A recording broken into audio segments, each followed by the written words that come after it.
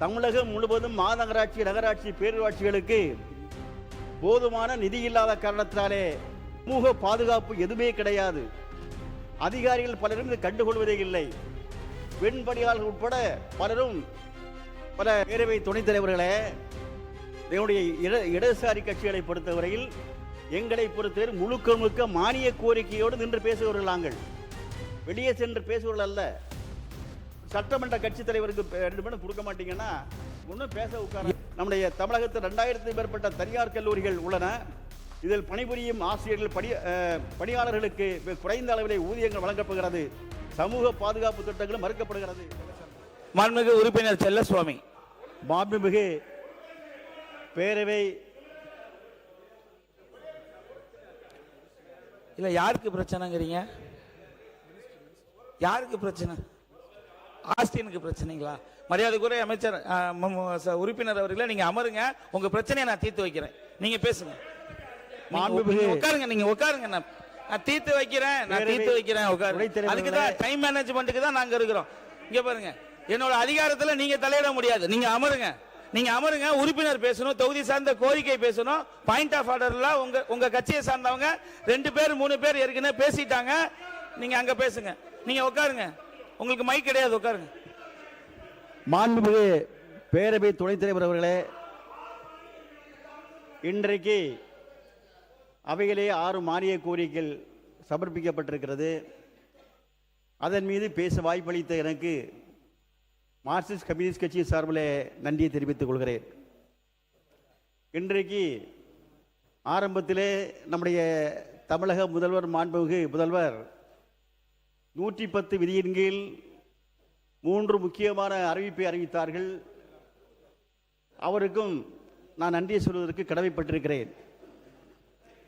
இன்றைக்கு நம்முடைய தமிழகத்திலே விலைவாசி உட்பட்ட முக்கியமான கடுமையான நெருக்கடிகள் இருக்கக்கூடிய காலகட்டத்திலே மாநகராட்சி, நகராட்சி, பேரூராட்சி போன்ற பகுதிகளில் வருடந்தோறும் 6% சொத்து வரி உயர்த்தப்பட்டு வருகிறது. தற்போதைய இந்த சொத்து வரி உயர்வையும் வருடத்திற்கு 6% உயர்வு என்ற அரசாணை எண் 53 இந்த அரசு என்பது ரத்து செய்ய வேண்டும் என்று நான் கேட்டுக்கொள்கிறேன். அதேபோன்று சமீபத்திலே சென்னை மாநகராட்சியில் 3 முதல் 4 மடங்கு வரை சொத்து வரி உயர்த்தப்பட்டிருக்கிறது. சராசரி 5000 ரூபாய் வரி கட்டிய ஒரு நபருக்கு 28,000 ரூபாய் வரி என்பது தற்போது விதிக்கப்பட்டிருப்பதாக தெரிய வருகிறது. சென்னை நகர மக்கள் கடுமையாக பாதிப்புக்கு உள்ளாக்கப்பட்டிருக்கிறார்கள். வரி உயர்வை கைவிட கேட்டுக்கொள்கிறேன். அதே போன்று ட்ரோன் மூலம் அளவீடு செய்வதையும் கைவிட வேண்டும் என்று கேட்டுக்கொள்கிறேன். தமிழகம் முழுவதும் மாநகராட்சி, நகராட்சி, பேரூராட்சிகளுக்கு போதுமான நிதி இல்லாத காரணத்தினாலே மின்விளக்கு, சாலை வசதி போன்ற பிரச்சனை மட்டுமல்ல, நோய் தடுப்பு, சுகாதாரம் போன்ற அடிப்படை வசதிகளை மேம்படுத்த முடியாமல் நிர்வாகங்கள் தொடர்கின்ற நேரத்திலே மத்திய மற்றும் மாநில நிதி ஆணைய நிதி நேரடியாக விடுவிக்கப்பட வேண்டும் என்று கேட்டுக்கொள்கிறேன். உள்ளாட்சி அமைப்புகளுக்கு 18% ஜிஎஸ்டியிலிருந்து விதிவிலக்கு அளிக்க வேண்டும் என்றும் 18 வகையான அதிகாரங்கள் உறுதி செய்யப்பட வேண்டும் என்று கேட்டுக்கொள்கிறேன். 12 மாநகராட்சிகளில் தூய்மை பணியை தனியாருக்கு கொடுக்க இந்த அரசு முன்வந்த போது பல கோரிக்கைகள் இந்த நேரத்தில் நிறுத்தி வைக்கப்பட்டிருக்கிறது, வரவேற்கிறோம். அதே நேரத்தில் அதை முற்றிலுமாக ரத்து செய்ய வேண்டும் என்று அன்போடு கேட்டுக்கொள்கிறோம். குப்பைகளை அகற்றுவதற்கு திடக்கழிவு மேலாண்மை, பயோமைனிங் முறையை அமல்படுத்த வேண்டும் என்று கேட்டுக்கொள்கிறோம். அதே போன்று நகர்ப்புற உள்ளாட்சிகளிலே துப்புரவு, பாதாள சாக்கடை பணி, குடிநீர் வழங்கல், அதே போன்று பராமரித்தல் ஆகியவற்றை தனியாருக்கு கொடுக்கின்ற அந்த நிலைப்பாட்டை ரத்து செய்ய வேண்டும் என்று கேட்டுக்கொள்கிறேன். பல துறைகளிலே அவுட் சோர்ஸ் என்ற முறையிலே ஒப்பந்தக்காரர்கள் தங்களுடைய வேலை ஆட்களை அதிகமாக வேலைப்பளுவை காட்டுவது, அதிகமாக பணியாளர்கள் என்று பொய்யான கணக்கை காட்டுவது உள்ளிட்ட பல்வேறு முறைகேடுகள் என்பது இருந்து வருகிறது. ஊழியர்களுக்கு அரசு நிர்ணயித்த சம்பளம், சமூக பாதுகாப்பு எதுவுமே கிடையாது. அதிகாரிகள் பலரும் இது கண்டுகொள்வதே இல்லை. பெண் பணியாளர்கள் உட்பட பலரும் பல பெண்கள் பாலியல் தொல்லைக்கு ஈடுபடுத்தப்படுகிறார்கள். எனவே தூய்மை பணியாளர்கள், குடிநீர் இயக்குதல், பராமரித்தல் ஊழியர்கள் உள்ளிட்ட ஒப்பந்த ஊழியர்கள் அனைவரையும் நிரந்தரம் செய்து நகரவர ஊராட்சி நிர்வாகமே ஏற்று செயல்பட வேண்டும் என்று கேட்டுக்கொள்கிறேன். பெண்களுக்கு 50% இடஒதுக்கீடு இருந்தாலும் அவர் குடும்பத்தை சார்ந்தவர்களே பல பணிகளில் ஆதிக்கம் செலுத்துகிறார்கள். எனவே பெண்கள், பட்டியலின பிரதிநிதிகள் சுதந்திரமாக செயல்பட இந்த அரசு நடவடிக்கை என்பது எடுத்துக்கொள்ள வேண்டும். நகர்ப்புற உள்ளாட்சிகளில் இணைக்கப்பட்ட கிராமப்புறங்களில் இருக்கக்கூடிய ஏற்கனவே கிராமப்புற உள்ளாட்சிகள் நகர்ப்புற உள்ளாட்சிகளில் இணைக்கப்பட்டிருக்கிறது. அதிலே பணி செய்து கொண்டிருந்த 100 நாள் வேலையாட்களை மீண்டும் அவர்களுக்கு வேலை கொடுக்க வேண்டும் என்று 120 நாட்களாக இந்த அரசு அறிவிக்கப்பட்டிருக்கிறது. வரவேற்கிறோம். அவர்களுக்கு இந்த பணி என்பது தொடர வேண்டும். அதோடு சேர்த்து இன்றைக்கு பல நகர்ப்புற உள்ளாட்சிகள் கிராம உள்ளாட்சியுடைய நிலையிலே இன்றைக்கு இருந்து கொண்டிருக்கிறது. எனவே படிப்படியாக நகர்ப்புற உள்ளாட்சிகளிலும் இந்த 120 நாள் வேலையை திட்டத்தை படிப்படியாக அமல்படுத்த வேண்டும் என்று கேட்டுக்கொள்கிறேன். அதே போன்று நம்முடைய குடிநீர் விநியோகத்தில் சேலம் மாநகராட்சியிலே ஒரு சின்ன வேண்டுகோள், காலத்தின் அருமை கருதி எல்லாத்துக்கும் 15 நிமிடங்கள் கொடுக்கிறோம். அதுக்கு மேல எடுத்துக்காதீங்க. அடுத்த உறுப்பினர்களுக்கு வாய்ப்பு வழங்க வேண்டியிருக்கும். இன்னைக்கு 6 துறைக்கான மானிய கோரிக்கை இருக்குது.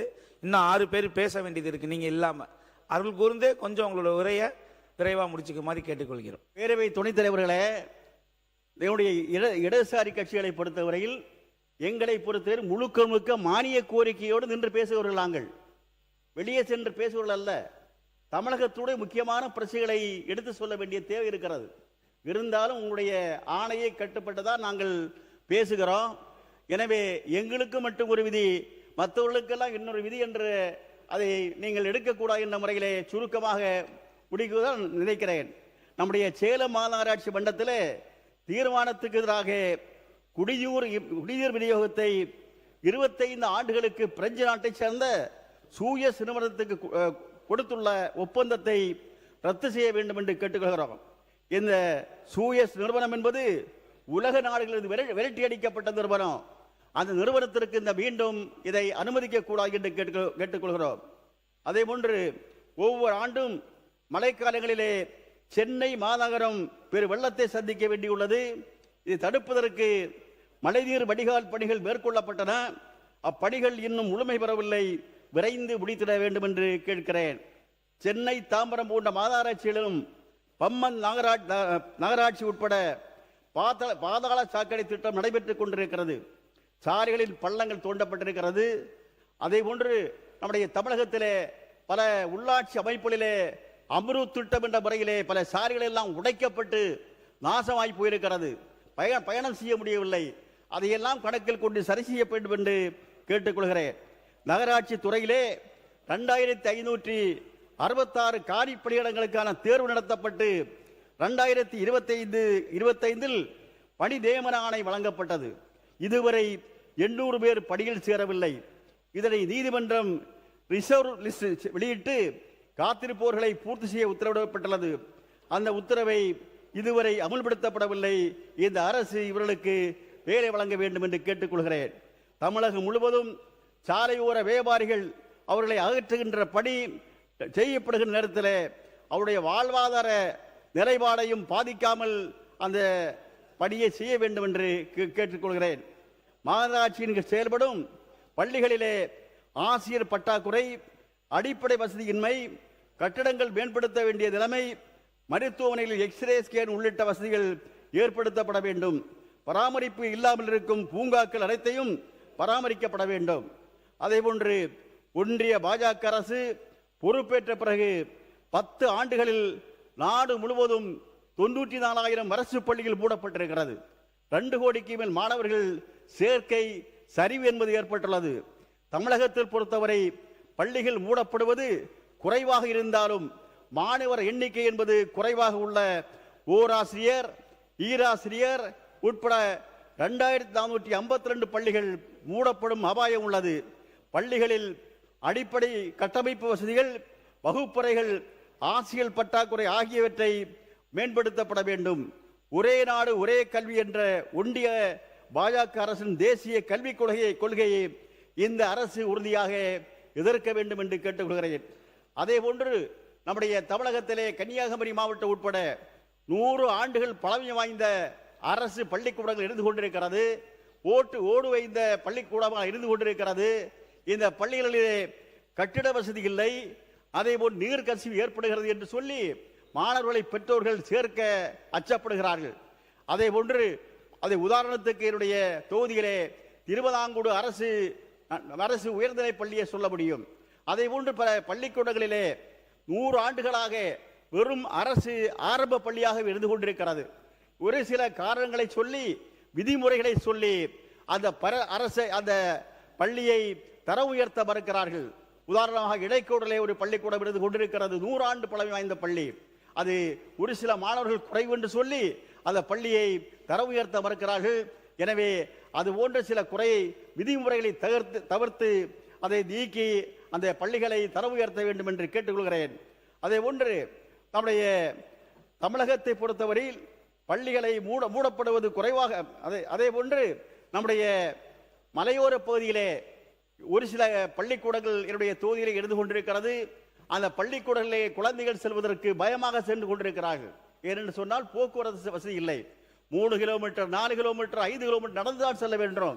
வன விலங்குகளை பயந்து இன்றைக்கு நடந்து செல்ல வேண்டிய நிலைமை ஏற்பட்டிருக்கிறது.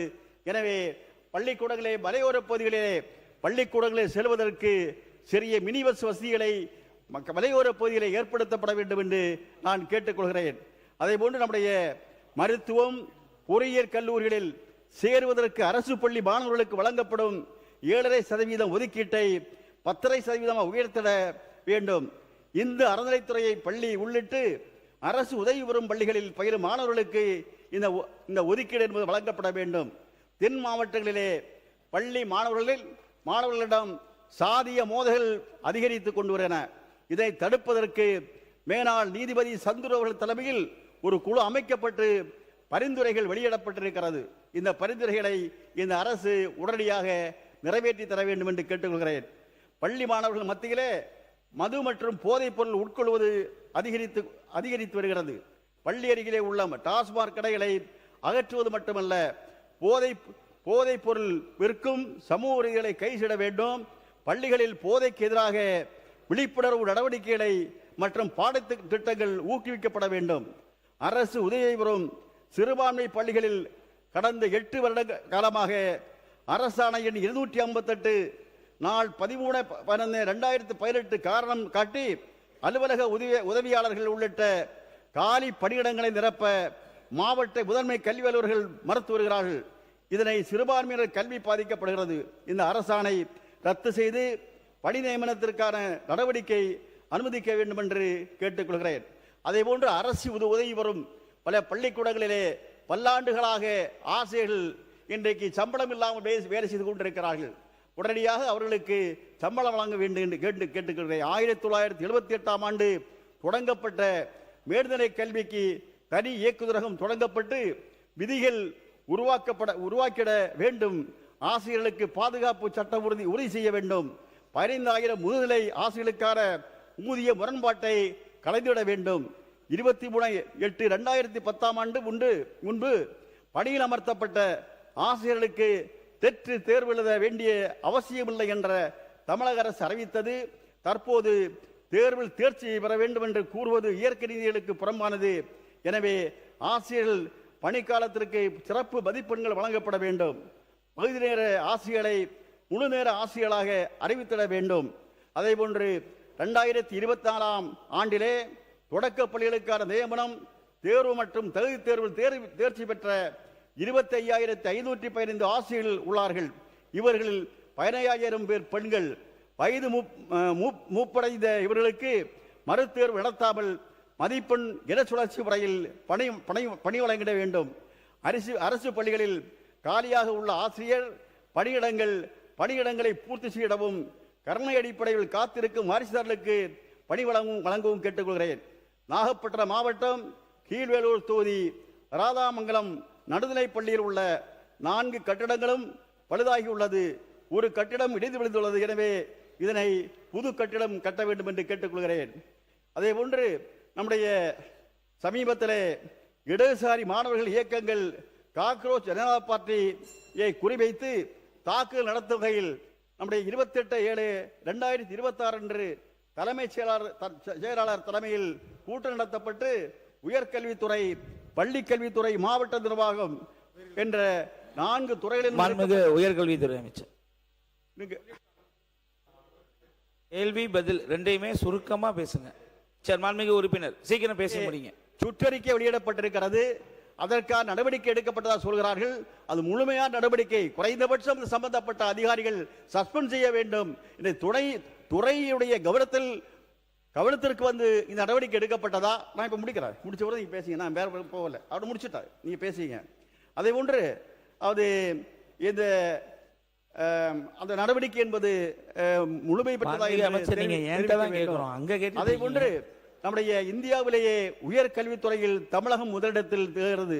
ஆனால் அண்ணா பல்கலைக்கழகம், மதுரை காமராஜர் பல்கலைக்கழகம் உள்ளிட்டு 15 மேற்பட்ட பல்கலைக்கழகங்களில் இதுவரை துணைவேந்தர்கள் நியமிக்கப்படவில்லை. அது சம்பந்தமாக பேசியிருக்கிறார்கள். எனவே உடனடியாக நியமிக்கப்பட வேண்டும் என்று கேட்டுக்கொள்கிறேன். தமிழகத்தில் செயல்படும் 188 அரசு கலை மற்றும் அறிவியல் கல்லூரிகளில் 126 கல்லூரிகளில் முதல்வர் பணியிடம் காலியாக உள்ளது. அதையும் உடனடியாக நிரப்பப்பட வேண்டும் என்று கேட்டுக்கொள்கிறேன். கன்னியாகுமரி மாவட்டத்திலே அதிகமான படித்தவர் கொண்ட மாவட்டம். விவசாய கல்லூரி அமைப்பினர் உங்கள்கிட்ட பக்கம் நிறைய இருக்குது. அதை அவை குறிப்பில் ஏற்றிக்கிறோம். நன்றி சொல்லி முடியுங்க. தயவு செய்து நன்றி சொல்லி. எல்லாம் படிக்க மாட்டாங்க. பேசுறதுக்கு நாள் தரதில்ல. பேசியாச்சு தான் டைம் கொடுக்கறது இல்ல. உங்களை போல தான் இன்னும் 4-5 பேர் வெயிட் பண்ணிட்டு இருக்காங்க. பாயிண்ட் ஆஃப் ஆர்டர் கேக்குறாங்க, கிளாரிபிகேஷன் கேக்குறாங்க. எல்லாத்துக்கும் டைம் மேனேஜ்மெண்ட் பண்ண வேண்டிய இடத்துல நான் இருக்கிறேன். 20 நிமிடம் 22 நிமிடம் என்னை பத்தி பேசுங்க. சட்டமன்ற கட்சி தலைவருக்கு 2 நிமிடம் கொடுக்க மாட்டீங்கன்னா ஒன்னும் பேச உட்கார 2 நிமிடம் இல்ல. நீங்க அவரை தவறாக புரிந்து கொள்ள. காலத்தின் அருமை கருதி உங்களுக்கு முன்னாடியே சொன்ன 15 நிமிடங்கள் எடுத்துக்கங்க. உங்களுக்கு அடுத்து பேசுறவங்களுக்கு அந்த 15 நிமிடமும் கிடைக்காம போயிடும். இல்ல அது உங்களுக்கு கட் ஆயிடும். இப்ப நீங்க ஸ்டார்ட் பண்ணும்போது திருப்பி கவுண்ட் ஆகும். தயவு செய்து நன்றி சொல்லி வேண்டும். அதே போல கன்னியாகுமரி மாவட்டத்திலே தொழில்நுட்ப பூங்கா என்பது ஏற்படுத்தப்பட வேண்டும் என்று கேட்டுக்கொள்கிறேன். அதே மாதிரி தமிழகத்தில் 500க்கும் மேற்பட்ட தனியார் பொறியியல் கல்லூரிகள் உள்ளன. தமிழ்நாடு அரசின் கீழ் 10க்கு குறைவான பொறியியல் பாலிடெக்னிக் கல்லூரிகள் உள்ளன. எனவே கிராமப்புற ஏழை எளிய மக்களின் படிப்பை கருதி பொறியியல் கல்லூரியில் படிக்கும் வகையில் மாவட்டத்திற்கு ஒரு அரசு பொறியியல் கல்லூரி அமைக்க வேண்டும். அதே போன்று அரசு கல்லூரியில் 7000 உதவி பேராசிரியர்கள் பணியிடங்கள் காலியாக உள்ளன. கடந்த வருடம் 2708 உதவி பேராசிரியர் பணியிடங்களுக்கு தேர்வு நடத்தப்பட்டு முடிவுகள் அறிவிக்கப்பட்டுள்ளது. எனவே வழக்கு இருக்கிறது. வழக்கை விரைந்து முடித்து அந்த இடத்தை பூர்த்தி செய்ய வேண்டும் என்று கேட்டுக்கொள்கிறேன். அதே போன்று நம்முடைய தமிழகத்தில் 2000க்கும் மேற்பட்ட தனியார் கல்லூரிகள் உள்ளன. இதில் பணிபுரியும் ஆசிரியர்கள் பணியாளர்களுக்கு குறைந்த அளவிலே ஊதியங்கள் வழங்கப்படுகிறது. சமூக பாதுகாப்பு திட்டங்களும் மறுக்கப்படுகிறது. இவர்களுக்கு அரசு சார்பில் குறைந்தபட்ச ஊதியம் மற்றும் சமூக பாதுகாப்பு திட்டங்களை அமல்படுத்தப்பட வேண்டும் என்று கேட்டுக்கிறோம். அரசு உதவி பெறும் கல்லூரி பேராசிரியர்களுக்கு 6 மண்டலங்களில் வழங்கப்படாமல் இருக்கும் பணி மேம்பாட்டு ஆணை, ஊதிய நிலவை தொகை வழங்கப்பட வேண்டும். அதே போன்று நம்முடைய அண்ணா பல்கலைக்கழகத்தில் ஹெல்பர் பணியில் இருந்த பணியாளர்களை தற்போது தலைமைச் செயலகம் உட்பட பல்வேறு துறைகளில் ஓயாக பணிபுரிந்து வருகிறார்கள். இவர்களை பணி நிரந்தரம் செய்ய வேண்டும் என்று நான் கேட்டுக்கொள்கிறேன். நீர்வளத்துறையில் கட்டுப்பாட்டில் உள்ள மருதையாறு வடிகால் கூட்டம் உட்பட உள்ள அலுவலகங்களில் சுமார் 10 ஆண்டுகளாக தினக்கூலியாக ஒப்பந்த அடிப்படையிலே பணிபுரிந்து வரும் பணியாளர்களை நிரந்தரம் செய்ய வேண்டும் என்று கேட்டுக்கொள்கிறேன். அதேபோல் நம்முடைய தமிழகத்திலே ஏராளமான, குறிப்பாக நம்முடைய பனைவெல்ல கூட்டுறவு சங்கங்களுக்கு, அதே மாதிரி முடிச்சிட்ட கதர் கிராம வாரியத்திற்கு ஏராளமான கட்டுமான பணிகள், கட்டடங்கள் இருக்கிறது. அந்த கட்டிடங்கள் எல்லாம் பாழடைந்து பயன்படுத்த முடியாமல் அந்த பாழடைந்து செல்கிறது. குறிப்பாக நான் ஒன்றை சொன்னால், நம்முடைய விளவங்கோடு தொகுதியிலே நம்முடைய பாகோடு பேரூராட்சியிலே குடிநீரை பாதுகாப்பதற்காக முடிச்சுக்கிறார். சுத்தமான குடிநீர் கொடுப்பதற்காக, குடிநீர் அதாவது சுத்திகரிப்பு நிலையம் அமைப்பதற்காக ஒரு இடம் பறைவல்ல